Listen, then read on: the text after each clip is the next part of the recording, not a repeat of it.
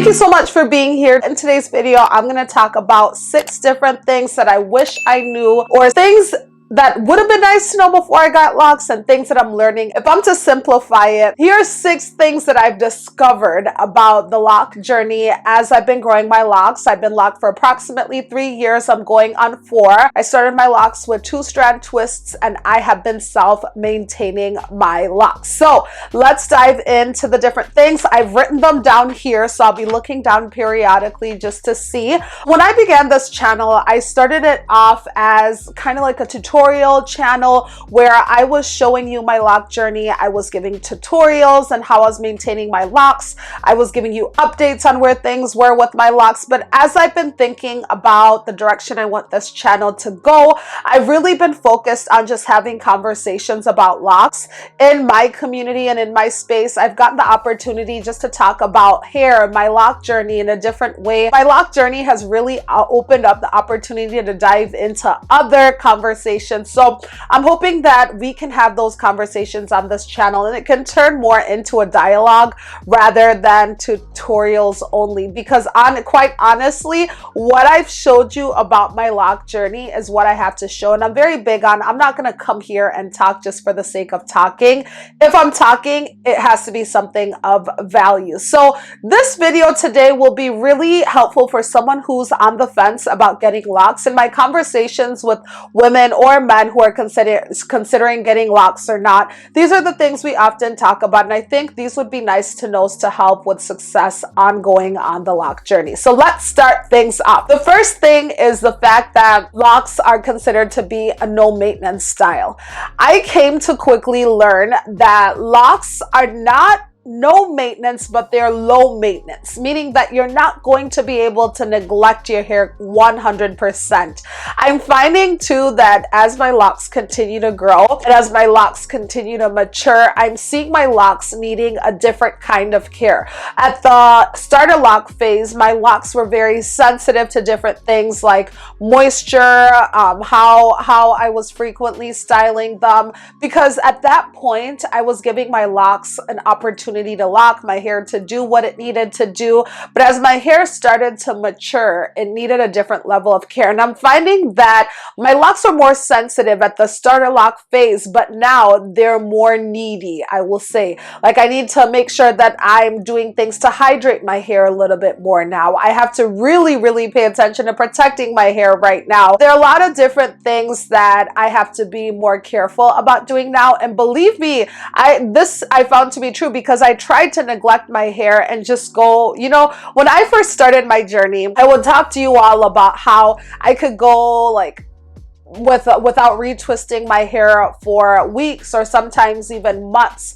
But at the rate at which my hair is growing now, I have to keep up with my retightenings or interlocking in order for my hair to thrive and just be at its best. So a lot of it has been about knowing what my hair needs, but I'm finding that I'm learning a different way to care for my hair as it's longer right now. So if you're considering getting locks, the maintenance is not going to go away. It's definitely not as involving as if you were to have loose natural hair, because you wouldn't be worried too much about styling your hair or different treatments that you'd be putting in your hair. However, you do have to maintain your hair to some extent. Just to set up some expectations for somebody who might be considering getting locks, the main things to really worry about: are you cleansing your hair effectively? Are you moisturizing your hair effectively? And are you protecting your hair effectively? That is all going to look different for different people, and also the method which you use to retighten or retwist your roots is also going to be added into that mixture. So you'll figure out a routine that works best for you. If your locks are smaller, of course, you're going to be doing your retightenings a lot frequently or your retwists a lot frequently than if you have larger locks. However, the way you care for your hair is going to look a little bit different. The next thing is your hair is always evolving. Something unique about this journey is your hair doesn't look the same. Let me give an example of this. When I was loosely natural, I knew that my hair was in an afro. I knew what my hair looked like in an afro when I had a teeny weeny afro versus when I had a big afro. My hair, the texture was the same. During my lock journey, I've seen my hair look different from the start until now. The beginning, I had twists, so it just looked like I had 2-strand twists all over my hair. As my hair started to progress, my ends got coily, and then my twists stayed. Then the coiliness started to fade. Then I had some frizz at the end. My locks got a little bit thicker. Then at one point my hair was very, very thick, and then as it progressed, it thinned out as it started to lock, and as it's getting longer, it's just taking a different shape. I've had to split locks, combine locks. Overall, this might not be your experience, but your hair is constantly evolving, and even as my hair grows, the way I'm seeing it now is a lot different than when it was before. When it was shorter, it was fuller. Now as it's getting length, it's starting to take on a different shape. My locks in the front of my hair are shorter than the ones in the back, so I have kind of like a bangs look to it. The way I decide to part my hair makes it look a little bit different. So your hair is constantly evolving, which is pretty cool. So you're not always having like one style. I feel like maybe when my hair gets to a certain length, it'll look the same throughout for a while, but as I'm still growing out my locks, I'm noticing that I'm having different looks at different stages, which is pretty cool. There's so many assumptions about locks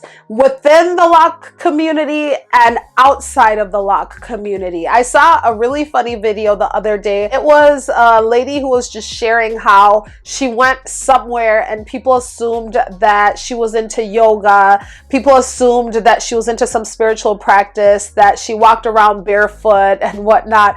And she noticed that the men that were gravitating towards her were a particular kind of men. I'm saying this to say that just because you have locks doesn't mean that you do any of those things. I personally don't do yoga, don't mess with crystal. I'm not big into the whole like nature thing. Not everybody's vegan, not everyone's vegetarian, not everyone is plant-based, and my faith is much different from most of the people in the lock community's faith. I'm a Christian. I remember at church when I first decided to lock my hair, how it confused a lot of people. Some people were like, what are you doing? And it still confuses people, especially people from a different generation and whatnot. But I'm finding that locks are getting to be accepted more in my faith community. However, there are a lot of assumptions beyond just the faith community, just the kind of person you are. I feel like there are a lot of assumptions that are tied to just having locks. The next one is there are a lot of opinions about how to maintain your hair. Everybody has a thought and has an idea about how to maintain your hair. Whether to use conditioner on your locks or not, whether to interlock or to retwist, whether to use gel on your locks or not, a retwist with product or not, whether to use oils on your locks or not. There's so many opinions, and quite honestly, I knew what I wanted my journey to be. I chose to limit my product use and to keep my products clean because that is what I wanted for my lifestyle. I wanted a stress-free lifestyle. I didn't want to spend excessive time on my hair, and I wanted to give my hair exactly what it needed. Nothing more and nothing less. I wanted simple products. I didn't want to look at labels and question what was in my products. So that is why I do what I do. My hair can handle oils. I use oils on my hair. Some people don't use oils on their hair. That's fine.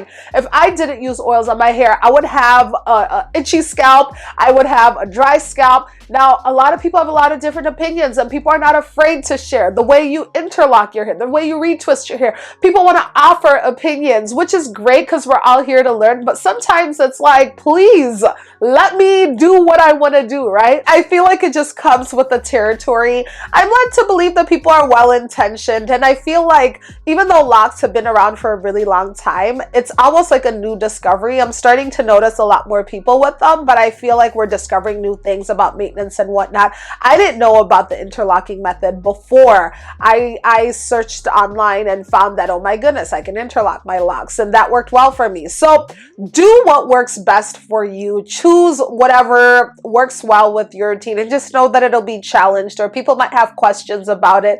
But I find that the questions are good at helping us think a little bit more about why we're doing what we do. For instance, when people ask me why I use oils in my hair, I say I use oils to seal in the moisture. When I hydrate my hair with either rose water mist or water, I want to seal in the moisture, because later on I came to learn that oils help seal in moisture. Prior to this, I was under the impression that oils were the ones doing the moisturizing. Some oils mimic the sebum that your hair and your scalp naturally produces, like jojoba oil, so they can do just that. But at the end of the day, do what works for you. That's all I can say. And research, learn about whatever you're doing. We're less defensive when we know exactly why we're doing what we're doing, and we don't have to prove a point to people. I'm gonna leave that topic alone because I feel like I've stayed on that one for a while. There are different maintenance methods. As I mentioned before, some people choose to retwist with product. Some people retwist on a consistent schedule, 6 to 8 weeks. Some people are more of a semi-free form journey where they don't retwist their hair quite often. Some people are washing their hair regularly, some are not. There's no one size fits all approach to maintaining your locks. Now, there are some baseline tips that we should pay attention to, like the importance of washing your hair regularly. Just because you have locks doesn't mean that you shouldn't be washing your hair. There are different ways to maintain. You can self-maintain. You can have somebody else maintain for you. You can use tools to interlock. You don't have to use tools to interlock. You can use one product. You can use a bunch of different products. It really depends on what you're looking for in your journey, and also about making well-informed decisions. Oftentimes, when people ask me what I use on my hair, I share based on my experience, and I always encourage people to try different things out and see what they need and what works best for them. Your hair texture, your curl pattern is really going to factor the climate you're in. There are a lot of different things that are going to contribute to whether a certain method is going to work for you or not. And the last thing I want to end on is this journey is almost like a self-love journey. The fact that you're going through different stages of your hair, and sometimes it feels like you have no control over your hair. Sometimes you even wonder if what you're doing with your hair is working or not, or whether it's the right way or not, because there's not one template. And because not many people have locks, we rely on information on the internet, or maybe those people who've had locks around us to share different things with us. And I find that during especially my starter lock phase, I really had to define what beauty meant and where I placed my value on when it came to valuing myself. Was it on my appearance? Was it on how other people viewed me? Because again, people will challenge you. I remember people would ask me many times, like, what's going on with your hair? Why did you lock your hair? Your hair looked better before the way it was. And you really have to think about how you choose to present yourself to your external environment, and how much value you place on your external, and how that affects your daily interactions and what you do. I remember before, if my hair wasn't done, I would cover it, or I do a lot of different things. My hair wasn't done, right? So now if my roots are a little thick and it offends somebody, then so be it. Let somebody be offended, because it has nothing to do with me. I'm not going to live my life to please other people. My hair is not going to be done in a way where other people want it to be done with. I get to dictate and choose what I want to do with my hair, and I get to choose how I want to maintain my hair. So learning to be confident, learning to appreciate yourself beyond just your external appearance. Yeah, Proverbs 31 verse 30 tells us how beauty is vain, and truly in its truest form, beauty is vain. Beauty trends are always changing, as we've seen. There are certain things that I've been in. At one point it was box braids, then it was the lace fronts, and it was a lot of things. If you're going to live your life trying to keep up with the trends and what everybody else is doing, you're going to be a miserable person. And let me just flip it and just say we, and include myself in this, because this is not directed at anyone. I'm talking to all of us as a community, and I feel like the Black community has been exploited, because a lot of times we're not comfortable with our natural hair. We're not comfortable with our natural features. So the industries that have created, like the beauty industry, which basically exists to help us alter our look to fit the European standard or the popular standard of beauty, which is the straight hair. So again, I have nothing against these things, but you see things like relaxers, which are damaging to our health, or products that contain ingredients that are damaging to our health, just to promote the whole idea that what you look like is not enough. Now, whatever you choose to do with your hair is your business. If it's coming from a good place, just check your intentions, and I think that will help in the long run. I'm not saying that locks are the best style, but I'm encouraging us all to think about why we do the things that we do. So that is all I have to share today. Thank you so much for sticking around. I want to keep this conversation going. For those who are locked, what has been the hardest part of your lock journey? Comment below and let me know. I encourage you to subscribe to this channel. If you're not already subscribed, give it a thumbs up if you found anything that I said today valuable. It helps other people see this content and also get a chance to view it. Otherwise, I will see you in the next video. Take care.